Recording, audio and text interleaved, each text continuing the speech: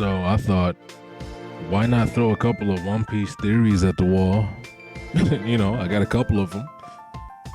So let's start with, the main theory. It's only going to be one topic. You've seen the episode. I mean, you've seen the title of the video. I don't know what the hell I was talking about for the episode. But Gunko, let's start with her because she is Emu apparently now, or Emu was in her.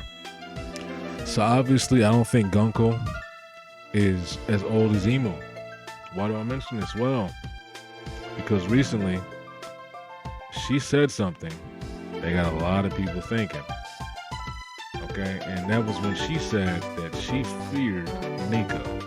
Okay, Summers asked her something. He said, "Love is something that hurts when it hurts." Hey, Gunko, what do you fear? She says she fears Nika. Okay. Now, this could be one or two things. This could be the effects of her brainwashing.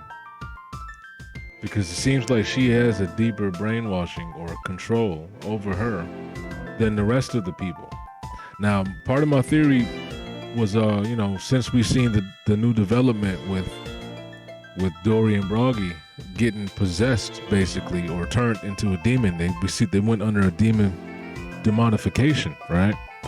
And a part of the theory after the demonification came out for me is, well, we've seen them lose their sense of reasoning. They're still them to an extent. They still remember what they remember. They still are partially them, but they lost all of their sense of reasoning, their logic, their common sense, any rationality that they had, right? They lost all those things that kind of make people human.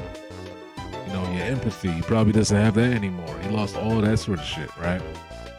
So I feel like Summers is an example of somebody who has gone under.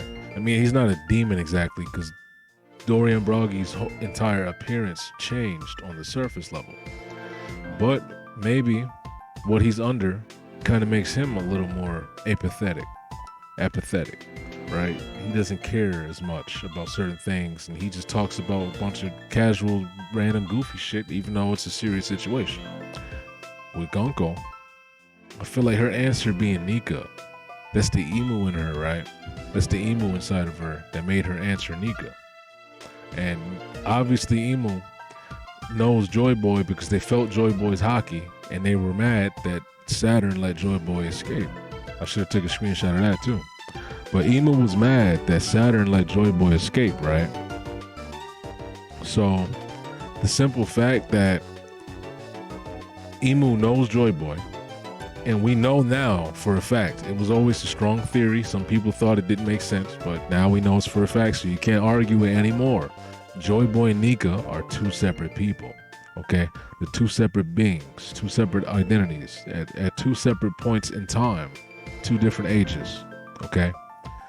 Reflecting the mural, Joy Boy would probably exist during the second war part of the second world, I should say, the second world part of the mural. Nika would probably exist during the first world, right?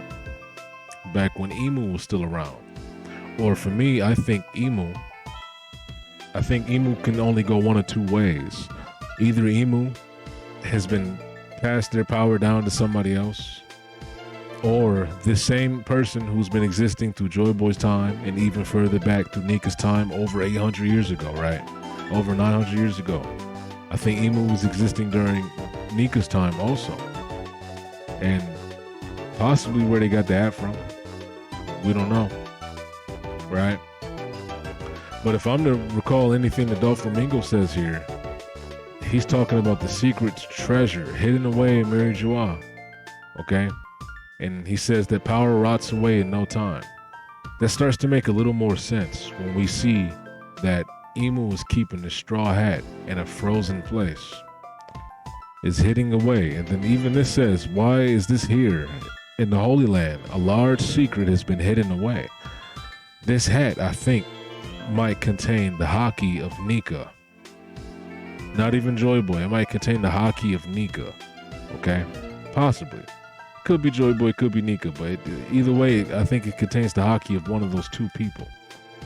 Because as we see, hockey can be applied to items. I don't know what properties the hat would have based on the hockey that's inside of it, if there's hockey, presumably, right? But I think there's definitely something going on with that, and it's connecting to the larger picture of things that's been going on now.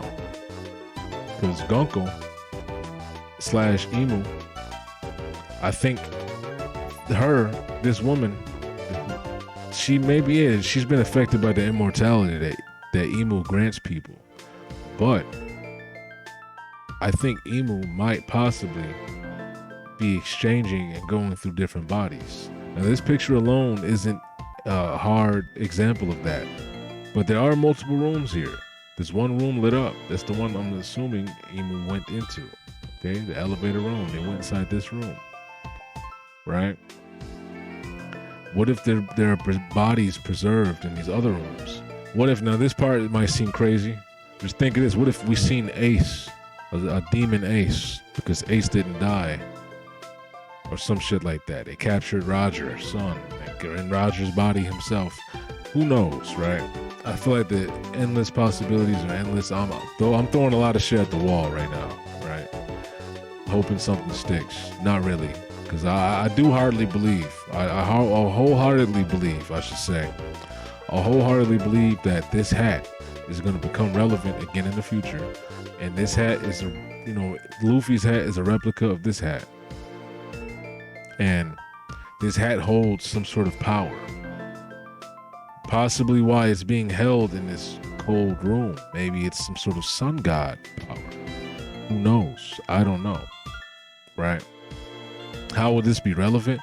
What if this is what set Mary Joie on fire? What if this is why Mary Joie is on fire right now? I don't know. I'm just throwing shit at the wall. Like I said, I'm kind of throwing shit at the wall, kind of sharing what I've been thinking for a while, right? Because Gunko even said, like, you refer to me as a human. So this person herself, maybe even if Emu isn't influencing her the whole time, we still have no recollection, or not recollection, we still have no way to know that for a fact. Because she did break out free and then start saying, are you Brooke? Or is your name Brooke? And then she started having a headache and then got under the domination of Mu again, right? So it's hard to say exactly where this lies. Like, has this character been brainwashed and also possessed? Is she supposed to be dead? Is it just a person who's been completely possessed? When Emu was not taken over like they have now in the current chapter, where they're speaking different and all that, the wings and everything. If that's not the case, is she in this present state? Is this just Gunko? Is this her? But like I said, I think there's still memory loss to her. Her mind has been wiped. So she might be similar to what she naturally should be, right? If that makes sense, follow me. Her natural personality and nature might still be kind of the core, the base of Gunko. The Gunko we saw before Emu possessed and took over fully. That might still be Gunko's core and kind of who she is, albeit with the blank slate being introduced to her, because her memory's been lost. So now she has been molded and kind of shaped into this celestial dragon person who is really arrogant, high and mighty. But obviously we see that her likes and her taste, the things she likes, are still very much her. I think that the shit she likes, the reason she likes Brooke's music, that aligns with what I'm talking about. That is still a part of Gunko that has not changed since she's been turned into whatever she's been turned into, this puppet, this undying puppet that might have been dead, because she definitely has to be not as old as Brooke, but she's up there, because she was like a kid when Brooke was like a grown-ass man, presumably based off of the panel that we saw that was silhouetted. So she definitely is a little older than she looks. Not as old as Brooke though. Maybe not old woman status, but like grown woman status. She could be like 40 years old. You know what I'm saying? She could be 40 something. Definitely. I know people were saying, oh, wait until Oda reveals she's 16. Like, people just want Oda to make every character 16 at this point. Like, yeah, it's like you're trying to get him. That's not the topic of the video, so we're not gonna talk about that. Last couple words I gotta say about Gunko. Any theory I have. I seen the Dome Reverse theory. Nika, you know, all black body here. His body is not white here, which is interesting, but you know, it's just silhouette, right? But Nika possibly being able to manifest this sword and shield. I think that's where he got it from, right? Same way Gunko manifested abilities. I think there's a connection to these two beings, this side and that side, right? The emu half of Gunko and what she's displayed with her magic capabilities, and Nika and what he can do with his imagination capabilities, because we know that it's based off imagination. It's a fantasy. The Nika fantasy is what Luffy has opened the door to. Oda said it himself. The reason why Luffy manifested goggles and materialized goggles, and he can materialize a baseball bat, is because he's opened the door. This is the gateway to the Nika fantasy. Okay, what does that mean? Was Nika really real? What if Nika wasn't real? What if Nika really is just a fantasy that became real because people dreamed him up to exist, similar to the presumed origin of devil fruits, right? I don't know. I'm just talking though. This is more of a thought-provoking video. I will have some more refined shit about One Piece coming out soon. I just wanted to say a couple things that I've been kind of thinking, right? I was talking about Don't Me Reverse earlier. I don't think I finished my thought about that. Like I said in a previous video, maybe people didn't see it. It's your first time hearing it. I'll say it again. I think Luffy will be able to turn a lot of those demons back into good people based off of the Nika drum beat, the rhythm of Nika that resides within his heart. The heart of Nika is going to turn these people back to normal, possibly.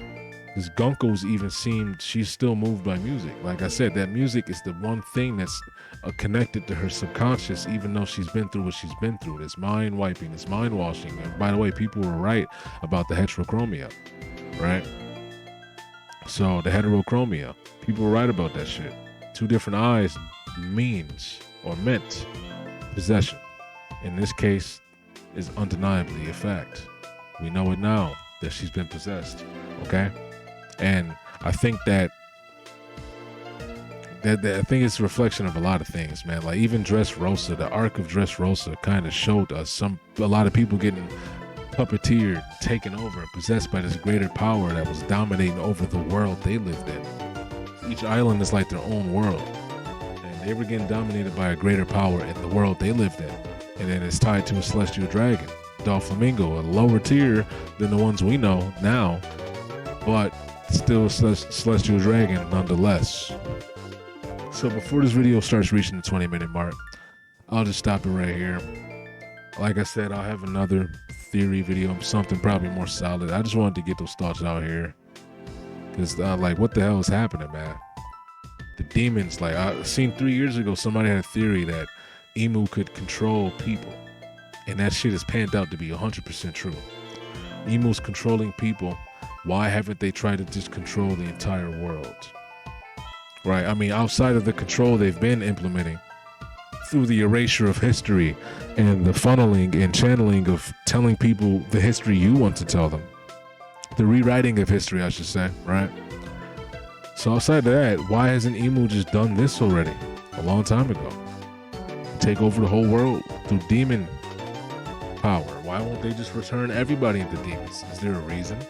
Is the power that has a time limit, is that referring to Emu's power? Is Emu somehow using the Joy Boy's power? Is Emu absorbing power from Joy Boy's hat? I mean, Nika's hat? What if Emu's power was also the source of Nika's power? Right, they enter this room, they go up a long stairway up to the top of this room. As we see, it's a stairway that goes all the way up to the heights of Mary Joie. So there's a lot of questions here connecting to even past events, man. Let me know what you think down below. Gunko has definitely been a part. Emu has definitely been preserving this world and rinse and repeating, as we know about the wiping of different islands with the mother flame and the flooding and the recycling, repeating the erasure of history. Because if you wipe out some people, you got to wipe out everybody. Apparently, a lot of people haven't been wiped out. That's why they don't speak about the history. They don't talk about it, or they've been hunted down relentlessly all the time. Because they know a deeper history that exists about this control that's been being implemented back to back since the 800 years ago, since the void century. Okay? And Emu, I feel like Emu, if they don't have the immortality fruit, if they didn't have the immortality surgery done on them, because I know that's a theory I have about, like I said, these eyes with the rings around them either indicate immortality or somebody who's been existing longer than they should have. Maybe it's special bloodline. I don't know. But I think if Emu does not have the immortality fruit, like effects on their body, the Api Api no Mi fruits effects on their body, then they're switching vessels, they're switching bodies all the time. Not just because of Gunko. Like obviously Gunko is not full-time Emu because they wouldn't even be here. But I think Emu is definitely possessing bodies on some sort of scale. Possessing bodies, taking over new vessels. Could have Vivi's body like people said and like to theorize about. She probably has Vivi's body. Not Vivi, Lily, Emperor Lily, or Queen Nefertari Lily. Maybe Emu. I mean, maybe this is my last theory because I keep saying I'm in the video. What if Gunko herself is a Nerona from Emu's clan, Emu's bloodline? But that wouldn't also make sense because we've seen the flashback picture of Gunko with Brooke. So how would a Nerona? Oh, but then he was a guard. Oh, wait, hold on. Brooke was a guard. He was the guard for a royal family, a royal envoy. What if that shit still could align? Because Brooke was the guard for a royal family. What if Gunko was the great descendant granddaughter, princess or something? Maybe the daughter of the princess or current kings or whoever the fuck that's a part of the Nerona bloodline. Because remember, the Nerona bloodline, the Nefertari bloodline. Nefertari is Vivi, the blue hair, right? Nerona is Emu's bloodline. We don't know what hair color Gunko even has yet, let alone Emu. So maybe if we get a hair color for Gunko, people think it's blue. If her hair color is blue, what if Emu and Lily were related? We don't know this. I don't think they were because Emu, like I said, predates the void century. Lily was around during the void century, and they spread those poneglyphs around with the help of the, Odin's wife, right? The Kazuki wife. So I don't know. There's a lot going on in One Piece, man. I think I'm in this here for sure. I'm out.